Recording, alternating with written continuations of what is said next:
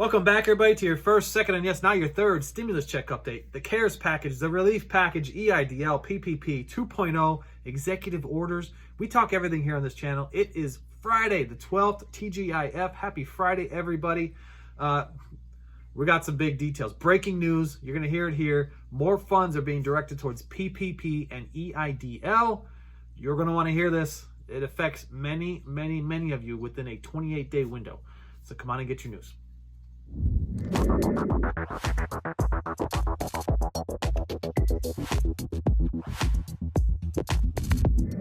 Welcome back, everybody. I am Edward Bilder. To all my loyal subscribers out there, welcome back for another video. And if you are joining us for the first time today, welcome.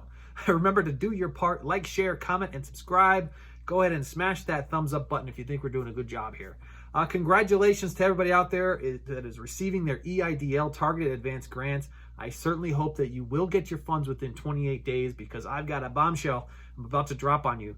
Now, more funding from the House Small Business Committee for PPP and EIDL. EIDL seems to be the bigger bombshell here, so I'm going to talk pretty heavily on EIDL, but we will talk PPP just towards the end of this video.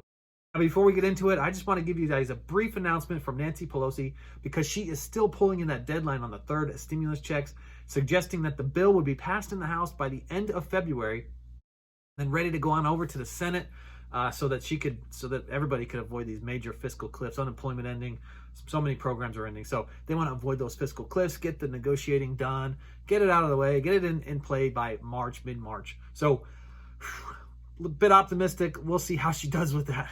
All right, let's get straight into the details.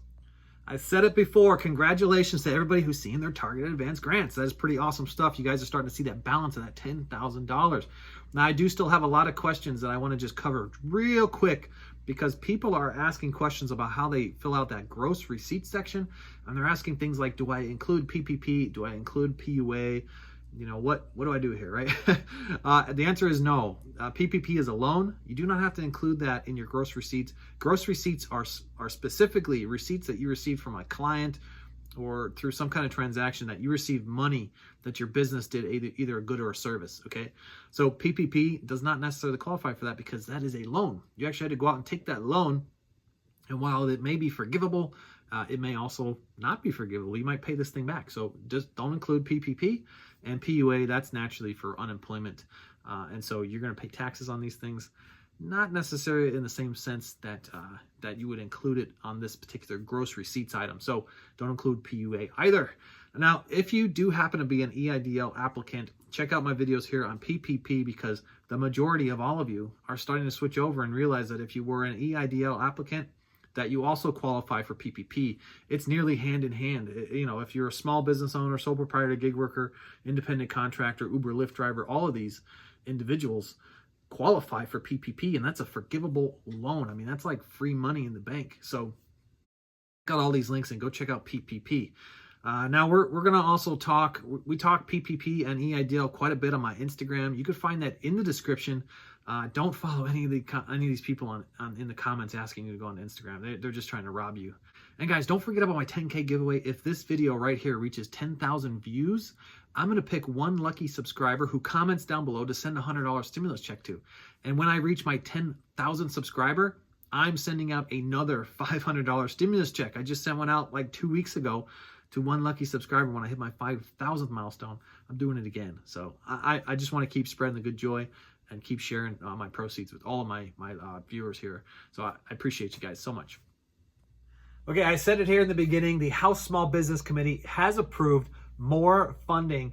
Now, this is after the economic injury disaster loans. The SBA has distributed $200 billion. They just hit their milestone just the other day. So loan programs from the EIDL, they're moving pretty smoothly. The SBA is, while many want to rag on it, is actually doing a pretty good job at getting money moving, right? $200 billion, that's not an easy task to do. Let's just talk just for a moment who the House Small Business Committee is, okay? They're the ones going through the markup process and the initial draft of this new stimulus bill. All right, so they're the ones that are allocating wherever that $50 billion for small business is going to head. And this is their current proposal, okay? So we're going to talk about what their current proposal looks like because we could be seeing this coming rather quickly through the pipeline if Nancy Pelosi does get this passed, gets it passed through the Senate, this could be the future for EIDL. Now, the committee approved $15 billion to go towards EIDL targeted advanced grants. This is in the section 6002, but it is designed to basically handle shortfalls. Okay, shortfalls meaning for the $10,000 in that section 331 that everybody's talking about. If you recall, on this channel, I announced that there's really only $20 billion that's going towards targeted advanced grants.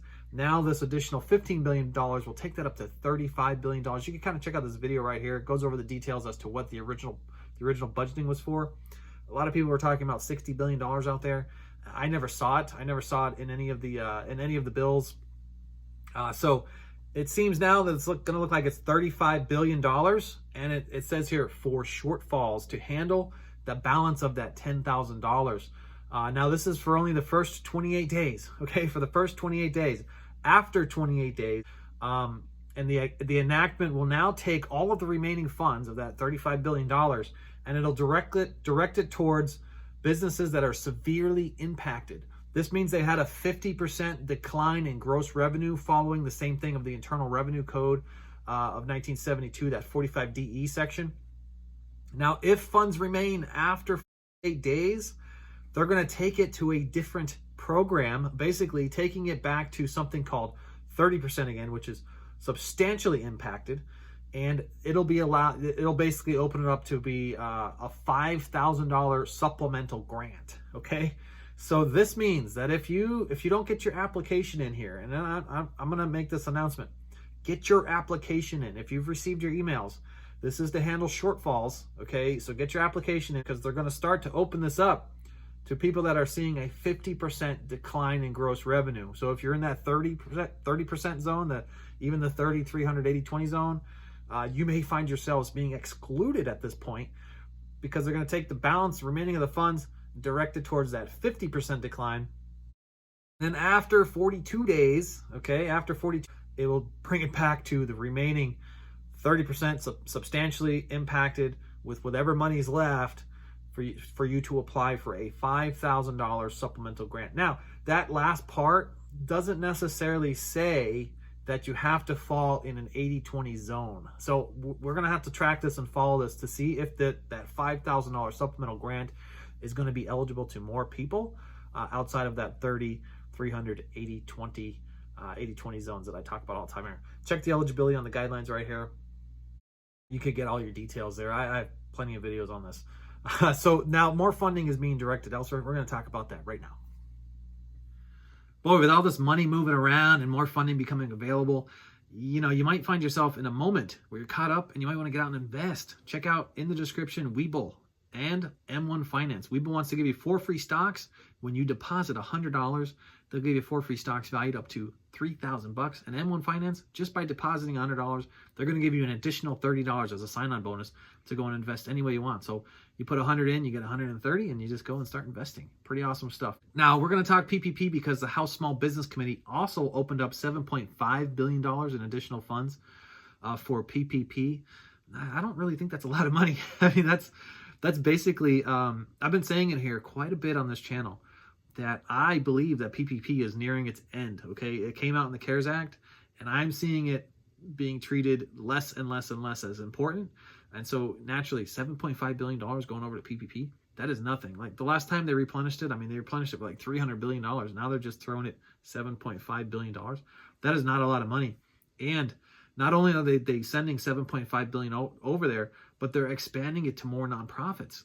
This isn't as good to talk about. So because now more nonprofits with higher thresholds will be available to access these funds. So it is now the time that if you haven't gotten your application in, get it in immediately. Follow all the links here, okay? Follow the application link. It walks you step by step. You go check out BlueVine. It'll walk you step by step. And get your application in as soon as possible before the money is gone, because I don't think it's coming back, okay? That's just my perspective, but I haven't seen it talked about in any of the new bills, and you see that they're just throwing a small bone this way. So get out there and start getting your funds. Thank you all for joining me for another video. Remember to do your part. Like, share, comment, and subscribe. And if you think we did a good job, smash that like button. Make it turn colors, okay? Don't forget to join us on Instagram. You can find us in the description. Join the others tracking play-by-play of EIDL, play-by-play of PPP. You could join us over there. Don't follow any of these other clowns in the comments. Avoid all the scammers in the comments down below. It's nearly impossible to delete them all, and I do my best, but I delete like 400 of these a day. I'm disappointed in YouTube. You gotta handle this. All right, we'll see you all in the next one. Bye for now.